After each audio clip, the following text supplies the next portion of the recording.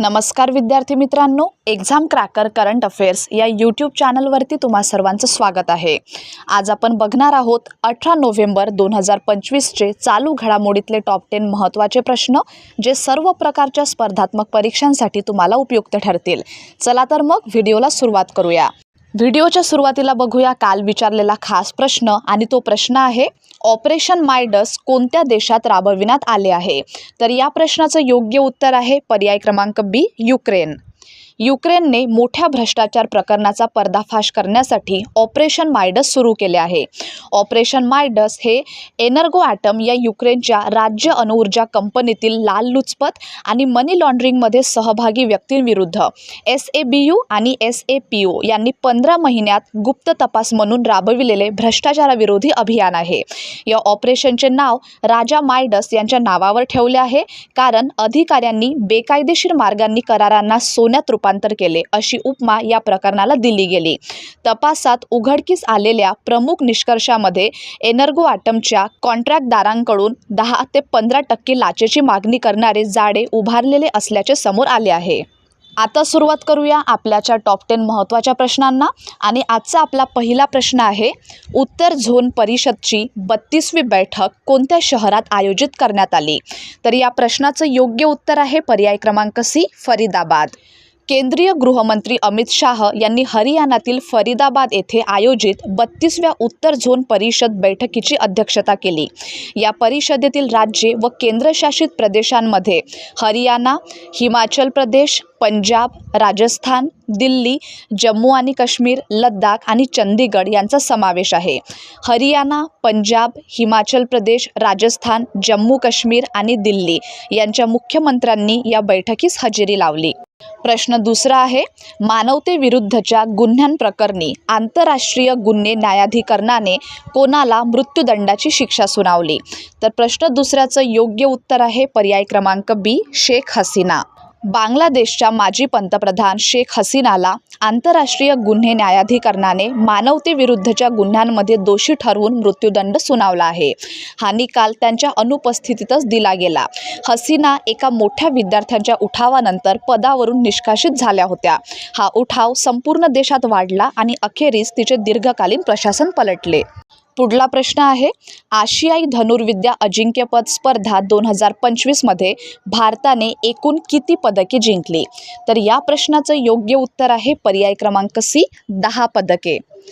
आशियाई धनुर्विद्या अजिंक्यपद स्पर्धा 2025 मध्ये भारताने एकूण 10 पदकांची कमाई केली असून या स्पर्धा ढाका म्हणजेच बांगलादेश येथे पार पडल्या। भारताने 6 सुवर्ण, 3 रौप्य आणि 1 कांस्य अशी पदके जिंकली। कंपाऊंड विभागात भारताने 5 पदके मिळवली। महिलांच्या वैयक्तिक स्पर्धेत सुवर्ण व रौप्य, महिलांच्या संघ स्पर्धेत आणि मिश्र संघ स्पर्धेत सुवर्ण, तसेच पुरुषांच्या कंपाऊंड संघ स्पर्धेत रौप्य। 2023 मध्ये बँकॉक येथे झालेल्या आवृत्तीत भारताने 7 पदके जिंकली होती। प्रश्न चौथा आर्थिक आणि सांस्कृतिक सहकार्य वाढवण्यासाठी एशियन प्रतिनिधी कोणत्या शहराला भेट देणार आहेत। तर चौथ्या प्रश्नाचं योग्य उत्तर आहे पर्याय क्रमांक ए, भोपाळ।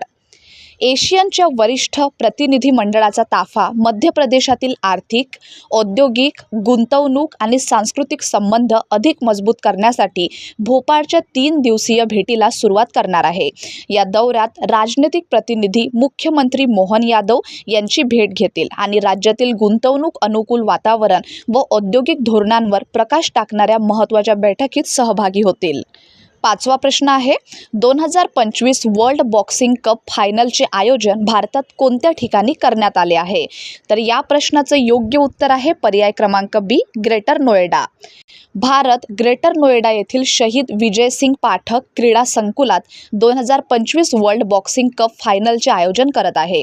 2025 वर्ल्ड बॉक्सिंग कप मालिकेच्या या अंतिम टप्प्यापूर्वी ब्राझील, पोलंड आणि कझाकस्तानमध्ये विविध स्पर्धा पार पडल्या आहेत। 18 देशांमधील सुमारे 130 बॉक्सर या स्पर्धेत सहभागी होणार असून 20 गटातील वर्षातील शीर्ष 8 कामगिरी करणारे खेळाडूही या फायनलमध्ये उतरतील। पुढला प्रश्न तिसऱ्या चाणक्य डिफेन्स डायलॉगचे आयोजन कोणत्या तारखेपासून सुरू होणार आहे। तर याचं बरोबर उत्तर आहे पर्याय क्रमांक सी, 27 नोव्हेंबरपासून। रक्षा मंत्रालय नवी दिल्लीमध्ये 27 नोव्हेंबरपासून तिसरा चाणक्य डिफेन्स डायलॉगचे आयोजन करणार आहे. सेना प्रमुख जनरल उपेंद्र द्विवेदी यांनी राष्ट्रीय विकास आणि सुरक्षेमधील महत्त्वपूर्ण संबंध अधोरेखित करताना सांगितले की विकसित भारत @2047 या उद्दिष्टांच्या पूर्ततेसाठी दीर्घकालीन स्थैर्य आवश्यक आहे. या कार्यक्रमाची थीम तुम्हाला लक्षात ठेवायची आहे, जी आहे रिफॉर्म टू ट्रान्सफॉर्म, सशक्त, सुरक्षित आणि विकसित भारत अशी ठेवण्यात आली आहे. 7वा प्रश्न, भारताच्या संरक्षण दलांच्या थिएटर नेटवर्कमध्ये प्रदर्शित होणारा पहिला चित्रपट कोणता आहे? तर याचं बरोबर उत्तर आहे पर्याय क्रमांक बी, 120 बहादूर. 120 बहादूर हा फरहान अख्तर अभिनीत युद्धपट भारतातील संरक्षण दलांच्या थिएटर नेटवर्कमध्ये प्रदर्शित होणारा पहिला चित्रपट म्हणून इतिहास रचणार आहे. या चित्रपटाच्या पेड प्रिव्ह्यूजची सुरुवात 18 नोव्हेंबर रोजी झाली, ज्या दिवशी 1962च्या रिझांगला युद्धाच्या 63व्या वर्षपूर्तीचा विजय होता, ज्याच्यावर या चित्रपटाची कथा आधारित आहे. हा चित्रपट एक्सेल एंटरटेनमेंट आणि ट्रिगर हॅपी स्टुडिओज यांनी निर्मित केला आहे. प्रश्न 8वा, 16व्या वित्त आयोगाचा 2026 ते 2031चा अहवाल कोणाकडे सादर करण्यात आला? तर या प्रश्नाचं योग्य उत्तर आहे पर्याय क्रमांक बी, राष्ट्रपती द्रौपदी मुर्मू. 16व्या वित्त आयोगाच्या सदस्यांनी अध्यक्ष डॉक्टर अरविंद पानगडिया यांच्या नेतृत्वाखाली राष्ट्रपती द्रौपदी मुर्मू यांची भेट घेतली आणि 2026 ते 31 या कालावधीसाठीचा अहवाल औपचारिकरित्या सादर केला. XVIFCची स्थापना संविधानाच्या कलम 280 अंतर्गत केंद्र आणि राज्यांमधील आर्थिक संबंधांबाबत शिफारसी करण्यासाठी करण्यात आली आहे. हा अहवाल संसदेत मांडल्यानंतर सार्वजनिक केला जाईल. 9वा प्रश्न, GT ओपन इंडोर वर्ल्ड सिरीजमध्ये पुरुष कंपाऊंड गटाचे विजेतेपद कोणी जिंकले? तर 9व्या प्रश्नाचं योग्य उत्तर आहे पर्याय क्रमांक सी, कुशल दलाल यांनी. कुशल दलालने स्ट्रॉसेन, लक्झेंबर्ग येथे झालेल्या GT ओपन इंडोर वर्ल्ड सिरीजमध्ये पुरुष कंपाऊंड गटात विजेतेपद पटकावले. माजी वर्ल्ड क्रमांक 1 स्टीफन हॅन्सेन यांना दुर्मिळ डबल शूट ऑफमध्ये पराभूत करत त्याने सुवर्णपदक मिळवले, ज्यामुळे ही स्पर्धा उच्च तणावपूर्ण अंतिम क्षणांसाठी विशेष ठरली. भारताला आणखी एक यश मिळाले कारण गणेश मणिरत्नम तिरुमुरी यांनी अंडर-21 पुरुष कंपाऊंड गटात कांस्यपदक जिंकले. आणि आजचा आपला शेवटचा प्रश्न आहे, 10वे ग्लोबल इकॉनॉमिक समिट आणि 6वे वर्ल्ड ट्रेड एक्स्पो कुठे आयोजित केले जाणार आहे? 10व्या प्रश्नाचं योग्य उत्तर आहे पर्याय क्रमांक C, Mumbai. World trade centre Mumbai आणि all India association of industries यांच्या संयुक्त विद्यमाने 21 ते 22 नोव्हेंबर रोजी मुंबईतील कफ परेड येथे 10वे ग्लोबल इकॉनॉमिक समिट आणि 6वे वर्ल्ड ट्रेड एक्स्पो आयोजित केले जाणार आहे. या कार्यक्रमाअंतर्गत WTCA आशिया पॅसिफिक परिषदही आयोजित केली जाईल. या वर्षाची थीम आहे जागतिक व्यापाराला गती, भागीदारी, संपर्कता आणि लवचिकता वाढवणे.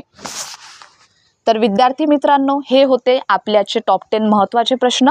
आणि आता आहे तुमच्यासाठीचा खास प्रश्न, ज्याचं उत्तर तुम्हा सर्वांना कमेंट बॉक्समध्ये द्यायचं आहे. 13व्या आंतरराष्ट्रीय पर्यटन महोत्सवाचे उद्घाटन कोणी केले? धन्यवाद.